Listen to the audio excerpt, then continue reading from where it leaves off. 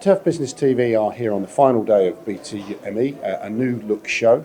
I'm joined by a familiar face to many, if not all, Jim Croxton. Jim, so I have to open with, how's it been? It's gone really, really well. We've had fantastic feedback from the visitors, really good feedback from the visitors. Two levels. A lot of guys said they love it, they love the change, which obviously was great to hear. They've enjoyed having to go around and look for things and it's brighter and different. But quite a lot of guys said they find it confusing, and I said that's good, because we wanted you to not come in and walk like a zombie and go to your three favourite stands and come out. We want you to be a bit confused. So both of those things are okay to us. We had this sort of daft idea, it was a joke really, but we modelled it on IKEA, and the idea is that once you're in, you can't get out until you've been everywhere and you've also bought some candles and a couple of glasses or something, and it's kind of worked. People have gone everywhere in the show.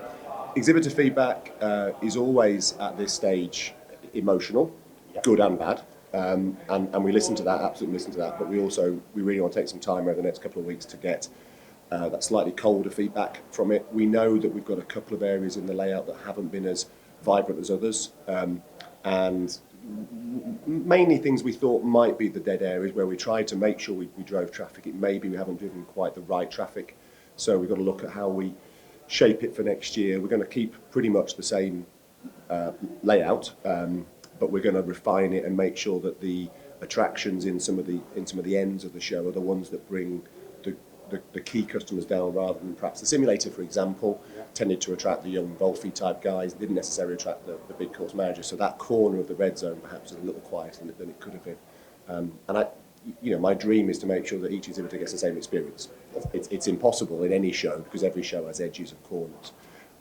But we think we can improve that next time around. But from an operational perspective, it's gone really well.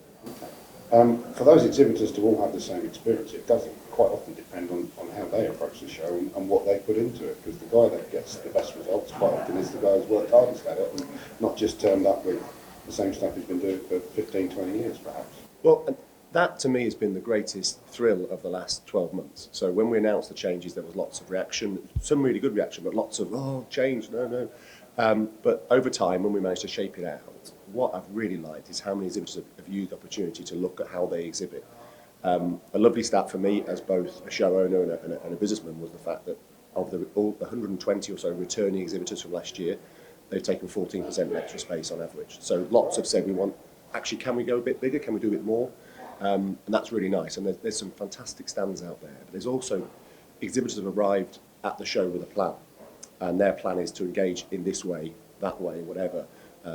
Rather than doing as you say, we always just stand in that corner next to so-and-so and someone comes to talk to us.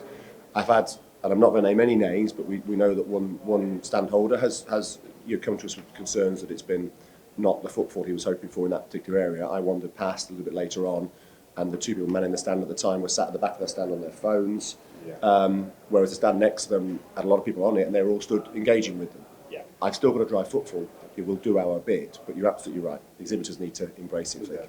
Education's always been a strong part of the week here in Harrogate. Have there been any improvements or changes that you've made in line with the new look show?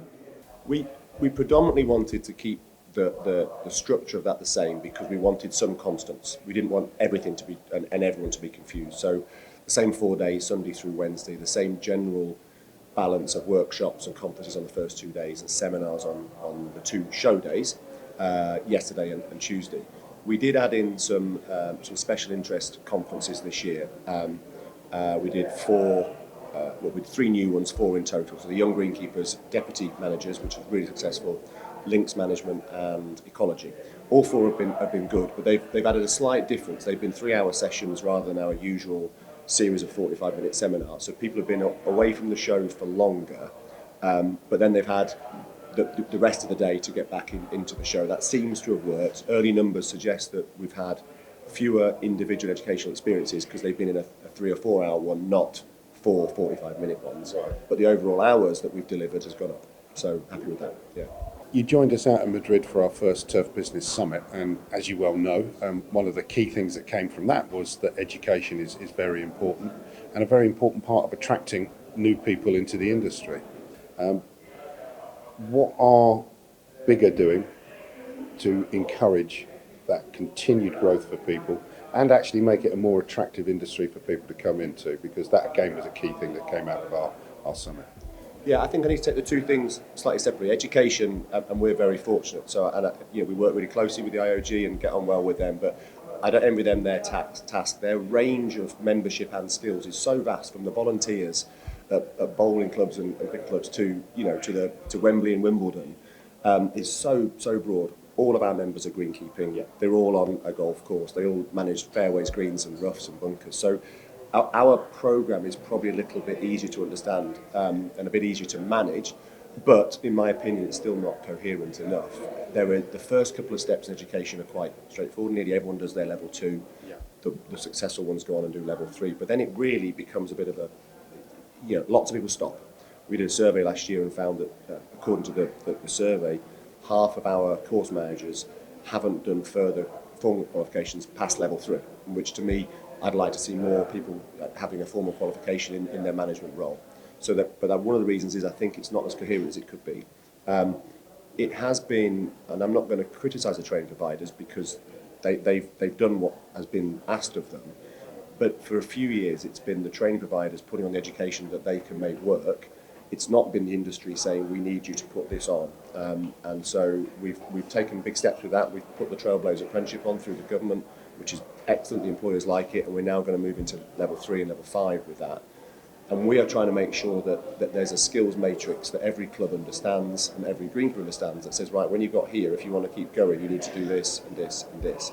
It's a really big project in 2019, a lot of work in 2018 as well. I'm pretty confident that the education landscape for greenkeeping is moving in the right direction. The providers are really good. The people in the industry is a massive challenge. And the two things are linked because being educated is massively part of getting into it, but just getting the right people in is a challenge. And there are a couple of issues. First of all,